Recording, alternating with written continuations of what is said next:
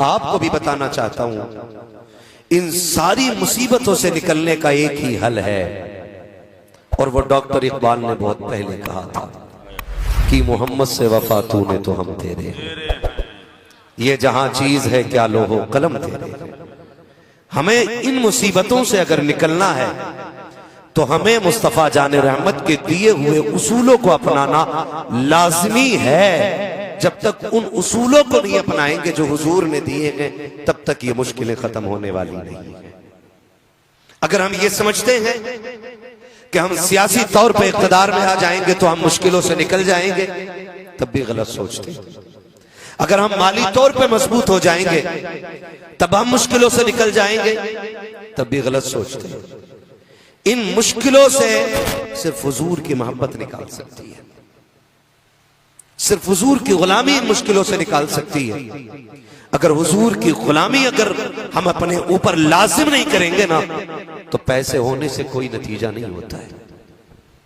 पैसे होने से नतीजा नहीं होता है। आप अंदाजा लगा लें, गरीब आसानी से सो जाता है और अमीर करवटें बदलता रहता है, जबकि गरीब के पास एक टूटी हुई चारपाई होती है और अमीर के नीचे स्लिप वेल के गद्दे लगे होते हैं। अगर दौलत की बुनियाद पर सुकून मिलता तो वो पहले सो जाता जिसके बिस्तर कीमती है, जिसके कमरे कीमती हैं, जिसकी हवेली कीमती है, उसे नींद पहले आ जाती। और वो जो सड़क पे थक के बैठ गया कि कभी ना सोता, वो जो बच्चों की मजदूरी के लिए निकला है, उसे शायद जिंदगी में कभी नींद नहीं आती। लेकिन हमने देखा है अमीर से पहले गरीब सो जाया करता है। अमीरों को गोलियां खानी पड़ती हैं और गरीब बिना दवा के सो जाया करते हैं। अगर हम ये सोचते हैं कि ये पैसा हमारी मुश्किलों को खत्म करेगा तो गलत है, क्योंकि अगर हम पीछे पलट के देखें 1400 साल पहले, तो आज जिस कसरत से ग़िज़ाएं एक आम बंदे के दस्तरखान पे होती है ना, उतनी पहले राजा महाराजाओं के दस्तरखान पे नहीं होती थी। सच है। आज जितना स्पेशल खाना एक मजदूर खा रहा है ना, पहले के दौर में उतना बड़े बड़े बादशाहों को नहीं मिला करता था। ये 1400 साल पहले अगर हम पलट के देखें, वो कितने मुतमईन लोग थे कि खजूर की गुठली मुंह में डालते थे और बेफिक्र होकर जिंदगी गुजारते थे। आज जितने बैंकों की कीमतों में, यानी जो उसमें रकम है, उसमें इजाफा हो रहा है, उतनी बंदे में बेचैनी होती जा रही है, उतनी ही बेचैनी होती जा रही है। और इस अमीरों की बेचैनी को खत्म करने का एक इलाज है कि अपनी जमा पूंजी की ज़कात दिया करो। यह भी याद रखिएगा, जिस माल की ज़कात दे दी जाए उस माल का एक एक लुक्मा बंदे को सुकून देता है, और जिस माल की ज़कात न दी जाए, क्या बात रही, फिर आप सोने के लुक्मे खा लो, क्या बात रही, जबान पे तो लज्जत होगी लेकिन दिल पे सुकून नहीं होगा। सच है। बहुत यही वजह है कि सहाबा के घरों में कई कई दिन का फाका होता था लेकिन बेचैनी नहीं होती थी। क्या बात रही। यही वजह है कि अल्लाह वाले एक कुदड़ी में जिंदगी गुजार देते थे लेकिन बड़े सुकून से रहते थे, बड़े सुकून से रहते थे।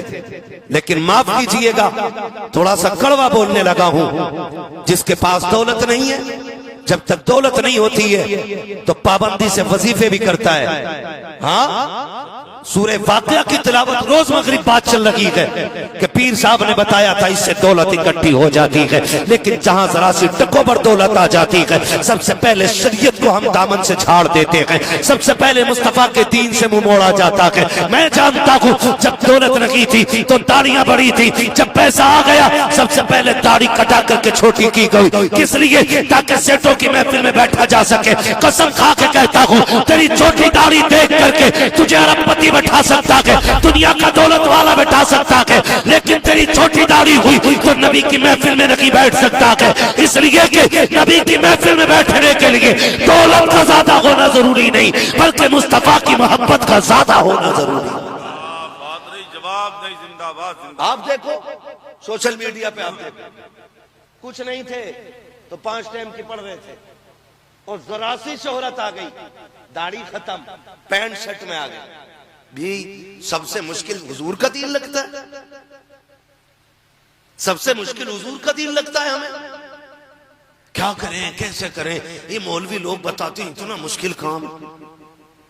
अगर आप और कहें तो सबसे मुश्किल काम खाना खाना है, और उससे भी ज्यादा मुश्किल काम उसका हजम करना है।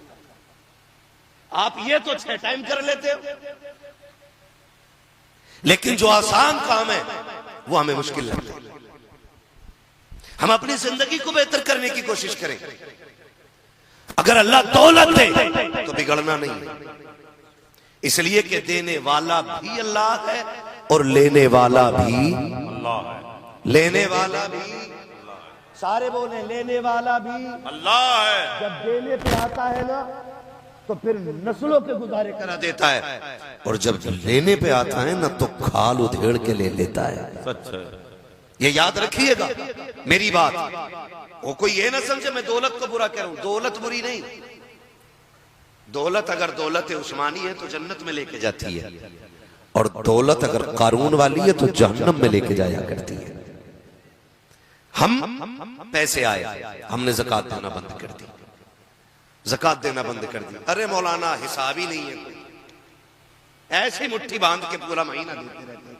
ये जिम्मेदार उलमा इकराम, मुफ्तियान इकराम बैठे, पूछो बेहिसाब अंदाजे से खाली तुम ज़कात दे रहे हो, और उसमें नियत ज़कात की नहीं, खाली मुट्ठी बांध के दिए जा रहे हैं। जो फकीर आ रहे कि ज़कात तो हम दे चुके। ज़कात उसके हकदार को देना लाजिम है। जो मसरफ है ज़कात वहां दे, इस ड्रामे से भी निकले कि जो भी आया मुट्ठी बांध के देते रहे। तुम्हें पता है जो दरवाजे पे खड़ा है ये साहिब निसाब है कि नहीं? लेकिन दामन छुड़ाने का आसान तरीका है, 1-1 रुपए का हिसाब रखा करो, वरना हम जानते हैं खुदा की कसम महबूब ने जो निसाब दिया था ना, ज़कात का निसाब जो उसूल अता किया था, ये पूरी उम्मत के भले के लिए काफी था, पूरी उम्मत के लिए भले के लिए काफी था। आज दिल दुखता है, जाकर के कहीं भी रेड लाइट हो जाए, गाड़ी रुक जाए, तो सबसे पहले जो शीशे के पास आती है ना वो नकाब पोश खातून आया करती है। अगर कहीं भी आप सिग्नल पे ठहर गए तो नकाब वाली बच्चियां आती हैं, और अगर क्रॉसिंग पे आप रुके हैं तो दाढ़ी वाले लोग कमर झुके लाठी लेके आते हैं। मैं पूछना चाहता हूँ ये नकाब वाली बेटी किसकी है? कौन सी कौम नकाब पहनती है? आपको कहना पड़ेगा ये मोहम्मद अरबी का कलमा पढ़ने वाली बेटियां हैं। बताओ तो सही दाढ़ी और टोपी में कौन बुजुर्ग आते हैं? वो भी कहना पड़ेगा ये मुस्तफा के उम्मती है। आखिर मुझे एक सवाल का जवाब और दो, जो नकाब पहन के रोड पे आई है ये किसी की बहन भी लगती होगी, किसी की बेटी भी लगती होगी, किसी की माँ भी लगती होगी, और ये जो बूढ़ा सिग्नल पे आकर के लाठी टेक करके 5 रुपए का सवाल कर रहा है, जिसकी दाढ़ी के बाल सफेद हो गए हैं, क्या इसका खानदान नहीं होगा? क्या इसका परिवार नहीं होगा? सारे होते हैं, लेकिन अनामी के अंदर अना ने ऐसा तबाह किया मेरी कौम को कि आज अपनों के रिश्तों की कदर खो दी है, अपनों की कदर भुला दी है। मैं पूछना चाहता हूँ नारे लगवाने के बाद, ऐलान कराने के बाद, अगर हमने 10 लाख का मीनार बनवाया तो क्या खाक बनवा दिया? मस्जिदों में पेंट कराया तो क्या करा दिया? पेंट कराने से ज्यादा लाजिम है घर में बैठे हुए बाप को 10 रुपए की दवा दिला दो, तुम्हारे हजारों के पेंट से ज्यादा सवाब मिलेगा। घर में बूढ़ी माँ लेटी हुई है, उसके खर्चे का इंतजाम करो, और तुम्हें खुदा का वास्ता तुम रिश्ते निभाना शुरू कर दो, खुदा तुम्हारे गुनाहों को मिटाना शुरू करवा दे। नारे तकबीर, नारे रिसालत, मसलके आला हजरत हजरत अल्लामा मुफ्ती हम्माद रजा साहब किबला। हक अदा करो। अगर हमने ज़कात दी होती ना हमारी कोई बेटी सिग्नल पे नहीं होती। सच है। हमने ज़कात दी होती ना तो कोई बूढ़ा लाठी लेकर के रोड पे नहीं होता। और जानते हो उन्हें कितनी गालियां देते हैं गैर लोग? कभी सोचा है तुमने कितना जलील किया जाता है उन्हें? मैं पूछूं इसका जिम्मेदार कौन? आप कहेंगे परिवार। मैं कहूं नहीं, इसके जिम्मेदार वो लोग हैं जिनको रब ने दौलत दी और उन्होंने ज़कात नहीं दी। आप ज़कात अदा करें, ज़कात अदा करें।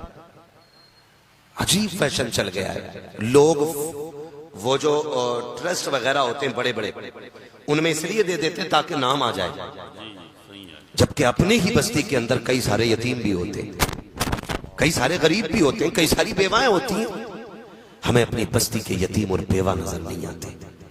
ट्रस्ट में डालने से पहले किसी की चौखट की टूटी किवाड़ देख लिया करो। तुम नहीं जानते हो इश्तिहारों में नाम आने से अल्लाह रुतबे बुलंद नहीं करता है, गरीबों के दिलों को ठंडक पहुंचा दो तो अल्लाह इज्जतों में 4 चांद लगा दिया। बेशक, सुभान अल्लाह, सुभान। इज्जतों में चार चांद लगा दिया करता है। हर शख्स चार पैसे कमाने वाला, कोई बंदा ऐसा नहीं जो चार पैसे कमाना नहीं जानता हो। लेकिन आज लोगों से एक बात और कह जाऊं, एक बात और कह जाऊं, हालात जो हमारे सामने है, मैं उसी के रूबरू बात कर रहा हूं। अल्लाह करे ये बात आपकी समझ में आ जाए। कोशिश ये करें कि जैसी बच्चियां जवान हो फौरन उनके निकाह करें। ये लाजिम कर ले हर बंदा, जैसे कि बच्ची जवान हो और बच्चे जवान हो फौरन उनके निकाह का आप एहतमाम करें। वरना जो ये तबाही मुआशरे में फैल गई है ना, ये खाली तकरीरों से रुकने वाली नहीं है, ये खाली तालीम से रुकने वाली नहीं है, ये खाली बड़ी बड़े सर्टिफिकेट और बड़ी सनद से रुकने वाली नहीं। अगर इसका सद्दे बाप करना है तो निकाह में जल्दी करना पड़ेगा। ये जो हम करते रहते हैं ना कि नहीं नहीं अभी बराबरी का रिश्ता नहीं मिला है, बेटियां 25 साल की हो गई और बाप अभी नाक के चक्कर में बराबरी ढूंढ रहा है। उम्र 30 साल हो गई बेटियों की बैठे बैठे, लेकिन हमें अभी बराबरी का दमाद ना मिल सका। किस बराबरी की बात करते हैं हम? वो जो बेटी 30 साल की हो गई, तुमने उसकी जिंदगी में सितम किया है, सितम, इसका हिसाब देना पड़ेगा अल्लाह के घर जाकर। अगर बेटियां बाप का गिरबान पकड़ के ये नहीं पूछ रही है कि मेरा निकाह कब होगा, तो ये मत समझना कि तुम बेकसूर हो। कितनी बेटियों की बालों पे सफेदी आ गई, सिर्फ बिरादरी का तावीज रटते रटते रटते रटते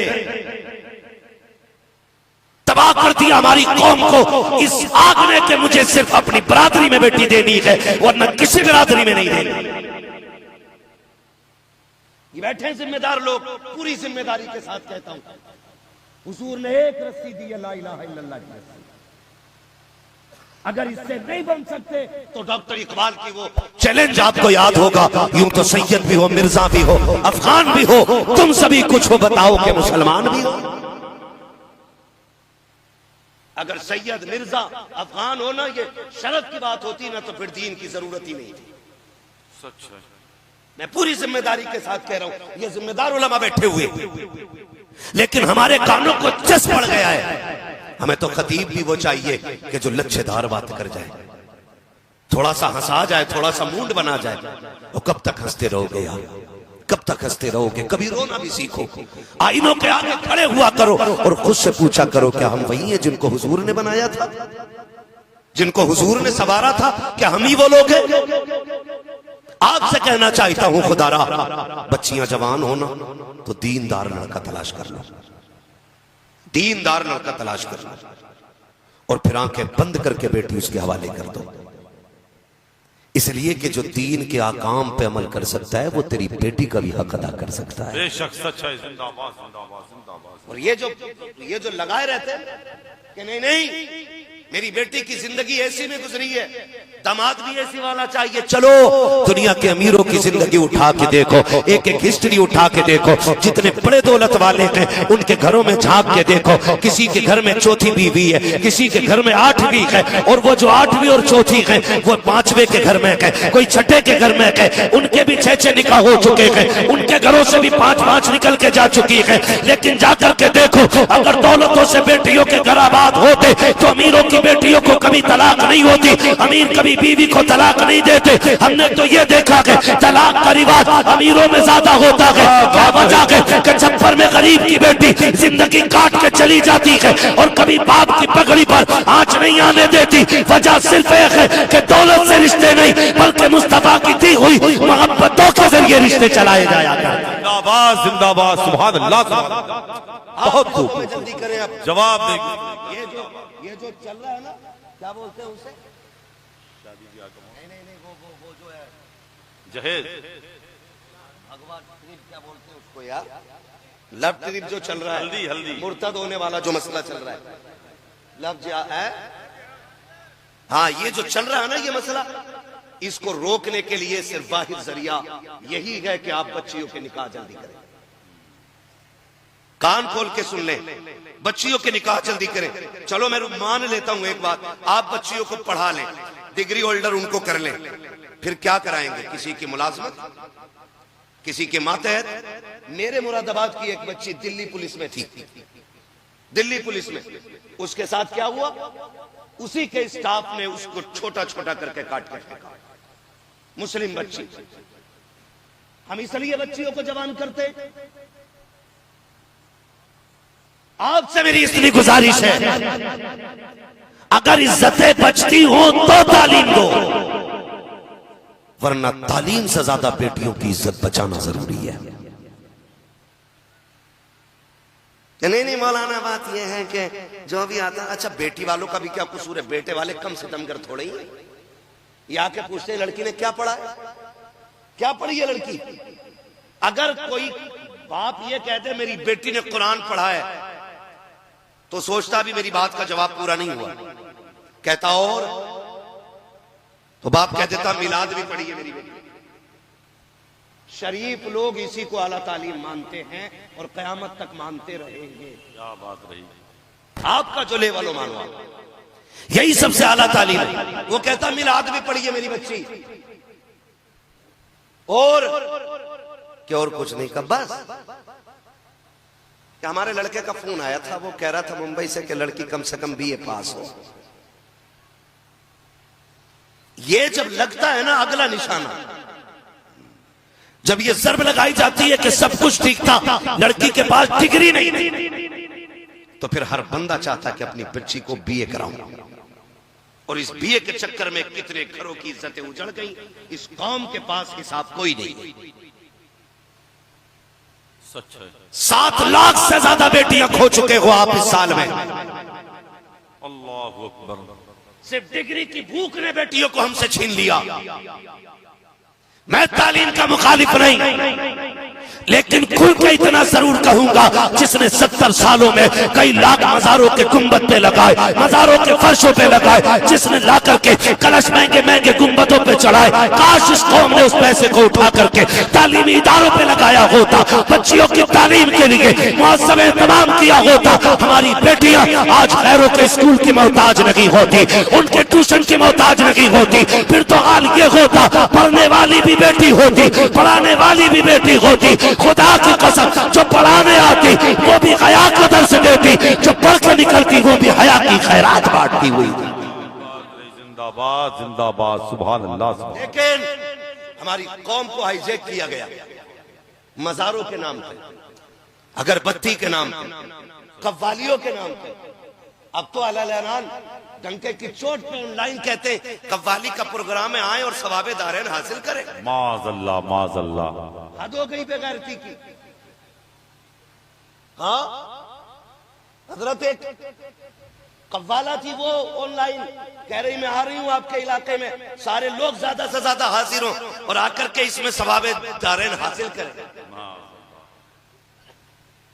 ये दिन देखने थे उम्मत को। इतनी बेगैरती हमारे अंदर मुसल्लत होनी थी। आज हम कहां खड़े हो गए आकर के यार, हम किस मकाम पे खड़े हैं। हाथ जोड़ के कहता हूं अपनी बच्चियों को अपने सामने रुखसत कर जाना। अगली बात कहने लगा हूं, अल्लाह करे बर्दाश्त करने आप।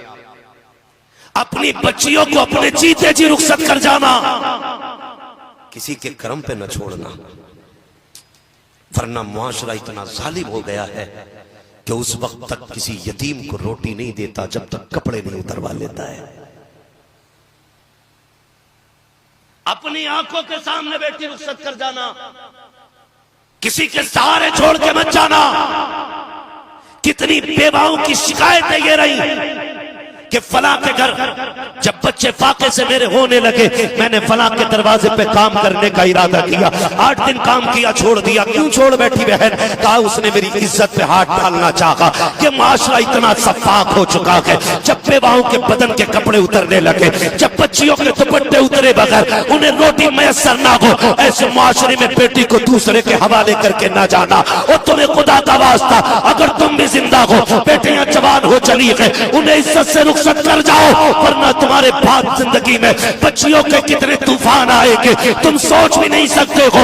मैं पहले आज से कह कहना चाहता हूँ, खुदा करे हर एक की बेटी के दिन भले हो, हर बेटी का नसीब अच्छा हो। हमने भाइयों को देखा है 12 साल परदेश इसलिए काट देते हैं ताकि इज्जत से बहन को रुखसत कर सके। बाप को हमने देखा है 14 साल परदेश काट देता है ताकि बेटी को इज्जत के साथ रुखसत कर सके। लेकिन उसको क्या पता था कि जिस दिन मौत आकर के मुझे आगोश में लेगी और मेरी आंखें बंद हो जाएगी, मेरी बेटी का क्या बनेगा। और लोगों तुमसे कहना चाहता हूँ, जब तुम जनाजे देखने जाते हो तो एक बात का ख्याल रखा करो, तुम नहीं जानते हो जब किसी की रूह लेकर के मलकुल मौत जाया करते हैं तो वो रूह दरवाजे पर ठहर के कहती है, ओ लोगों अपने पीछे बेवा छोड़ के जा रहा हूँ, अपने पीछे यतीम छोड़ के जा रहा हूँ। मेरी बेवा को खून के आंसू न रुलाना, मेरे बच्चों को ठोकरों में न रखना, मेरे पीछे ये लावारिस हो रहे हैं। रूह तड़प के ये कहती है। लेकिन मेरी कौम में पूछना चाहता हूँ, आज मुआशरा कहाँ आके खड़ा हो गया है? क्या तुमने नहीं देखा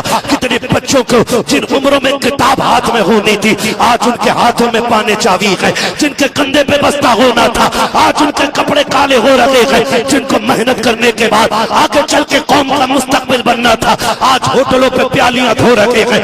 ये सितम किसका है? ये मेरी कौम का सितम है, ये अमीरों का सितम है, ये उन पड़ोसियों का सितम है जिन्होंने पड़ोस में रहने वाले यतीम को नहीं देखा, जिसने पड़ोस में रहने वाले गरीब के चूल्हे के उठते हुए धुएं से कोई सबक हासिल नहीं किया है। खुदा का वास्ता दे करके कहता हूँ, जब तेरे पड़ोस में कभी धुआं ना उठे तो कभी पूछ भी ले, आज क्या बात है तेरे घर से धुआं क्यों नहीं उठा, आज तेरे घर से खाने की खुशबू क्यों नहीं आई। अगर पता लग जाए कि उसका चेहरा उतर गया है, अपने दस्तरखान का खाना उठा यतीम के दस्तरखान पे रख दे। मैं नहीं जानता कि तू खाएगा तो ये कितना ताकत देगा, लेकिन इतना जानता हूँ अगर इसी खाने को कोई यतीम खाएगा, कोई गरीब खाएगा, कोई बेवा खाएगी तो खुदा की कसम अल्लाह इतना देगा कि तेरी साथ पुश्तों का गुजारा होगा। नारे तकबीर, नारे रिसालत, मसलके आला हजरत हजरत अल्लामा मुफ्ती हम्माद रजा साहब किबला। खुदारा गौर करें, गौर करें, अपनी बच्चियों को अपने सामने रुखसत कर जाना, वरना लोग बड़ा फायदा उठाते, बड़ा फायदा उठाते। यतीम मर जाते एड़ियां रगड़ते रगड़ते, पूरी जिंदगी सुख नहीं पाते, सुख नहीं पाते। और जाओ बेटियों से भी जाके कह देना मेरी बात, बेटियों से भी कहना कायनात में तेरे अपने खानदान में तेरी रिश्तेदारी में जा, जितने भी तुझसे रिश्ते जुड़े हैं या जुड़ेंगे, अगर सबसे ज्यादा कोई तुझे प्यार करता है तो वो तेरा बाप करता है।